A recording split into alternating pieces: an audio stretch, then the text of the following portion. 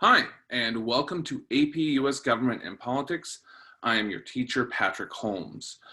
I am going to talk about a couple things today. First of all, I'm going to talk about who I am and why I teach this course, and then I'll talk about the course itself. Okay, so let's just start with the basic who I am.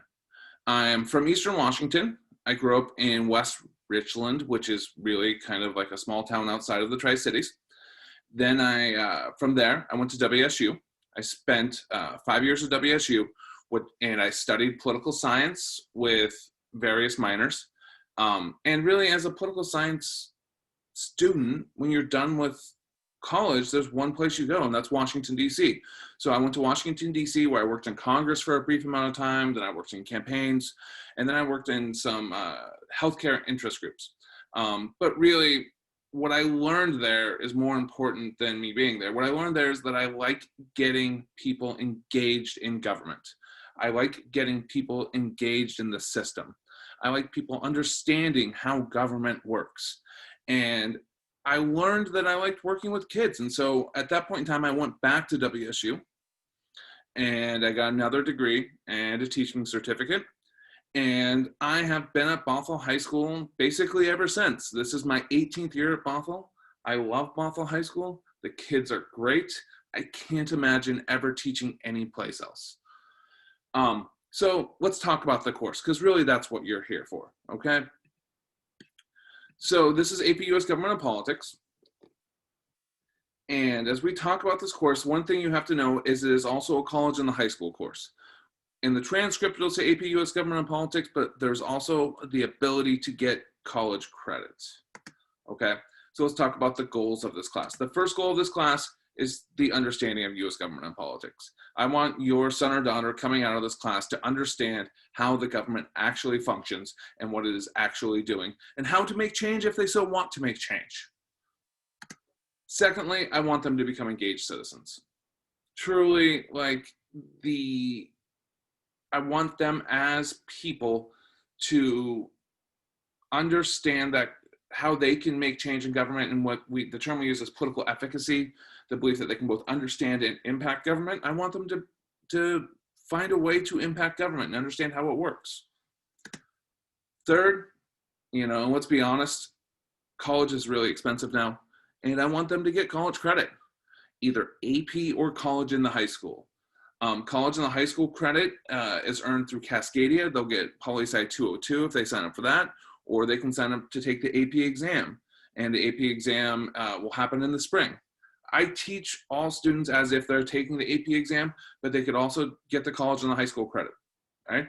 And if they're going to stay in state, I highly recommend doing the college and the high school credit. The college and the high school credit's almost guaranteed. All they need is a C or better in the course over the year, and they'll get Poli-Sci 202 credit.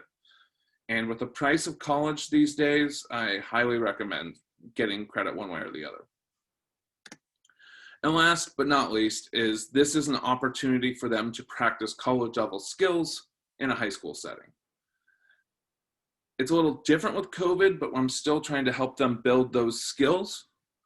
And I want them to understand how to really make themselves successful in a challenging course. So when they get to college and they have those professors that really aren't engaged as much with their students, they'll have the skills to be very successful in those courses, right? And so they will struggle on this course for a bit, and that's okay, right? The idea is for them to build those skills so they can get there, and I can help them out and learn how to do those things. My track record so far for the AP tests are pretty successful. A strong majority of my students, most years, around like 85 to 87% get college credit, right, on the AP test. Last year's numbers with the 5, 4, 3, 2, 1s were a little less. That's only because there was a brand new curriculum, but if you notice that the average students at this point in time, it sits right around 85%. With a 3 or better, which gets you college credit in Washington State. The structure of the course is built like the AP test is built. The AP test has 10 to 15% is on the Constitution from year to year. So we spend 10 to 15% of our time on the Constitution. Political beliefs and political behaviors is 10 to 15% of the AP test. So we spend 10 to 15% of our time on political beliefs and political behaviors, right? 10 to 20% political parties, interest groups, and the media. So we spend 10 to 20%. But the biggest unit and the unit that matters the most is the unit called institutions, and that's 35 to 45% of the test. So we will spend close to 50% of our time on that test, or on that part. You know, in institutions, it's truly, it's Congress, it's the presidency, it's the judiciary, it's the bureaucracy. And then last but not least, we will talk significantly about civil liberties and civil rights. All right, that's 10 to 15% of the exam as well. The structure of the class, you know, our written assignments are 30% of the class, Socratic seminars are 10% of the class, daily quizzes are 20% of the class. That had been happening during our daily Zooms. That's going to change. And that will probably be happening after class as big, long exit tickets, okay? And then the unit tests are 30%. Your students will soon be receiving a calendar, which will tell them what to read, when to read it, and when all the various things are due. Okay, so how to stay in contact with me. First of all, let's talk about grades and where to find grades. You should find your grades in Parent View or Student View. There are things in Schoology that are graded. Do not trust the Schoology grades. They are not accurate. Parent View and Student View will give you the best snapshot of where the grades are at this moment in time. In addition, please email me at pholmes@nsd.org.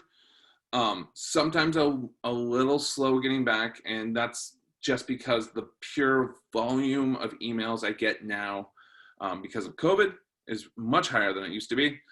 If I don't get back to you within a day, you should immediately send me another email, and you know, that one's on me. I may have just missed it. So send me another email and I'll try and get back to you as soon as possible. And obviously you can call my school phone at 425-408-7094. That being said, I'm not in the building as much, so I probably only check it once or twice a week. That will change, obviously, and I intend to check it more often, but to be honest, I'm just not there that much. Okay? If you have any questions, please email me, right? I look forward to hearing from you.